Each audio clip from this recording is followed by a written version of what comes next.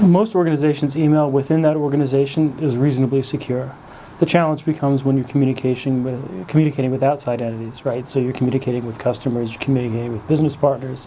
Those communications may include sensitive information, particularly, for instance, customer communications, right? If you're telling a customer that, by the way, your card was declined, for X, Y, and Z, and it was a card that had these numbers in it, not only do you trigger potentially state law regarding identity theft, but you're also doing something which could put your customer in a bind if somebody grabs that data, right? I mean, from a vendor perspective, you don't want to be the vendor that gets your customers' data breached and then causes your customers, or ex-customers by this time, to have all these sorts of aggravating steps they have to take to save their credit. It's just a bad idea. So from an email perspective, there's ways to secure it, right? In any number of different ways. We want to do it in a way which is the easiest to use.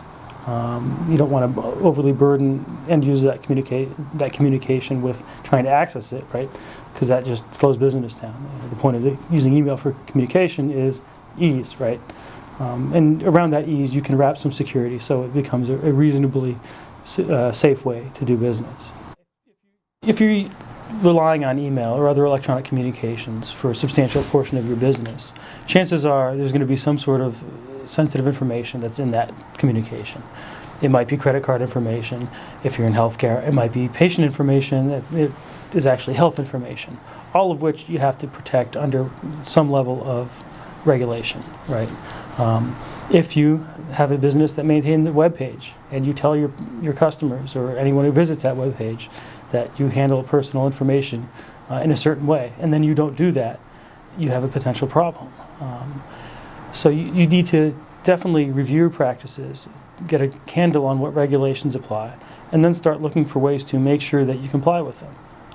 Getting the appropriate procedures, policies, etc. in place, but also the right technologies, because the right technologies can make it that much easier for you to do business quickly, efficiently, and safely.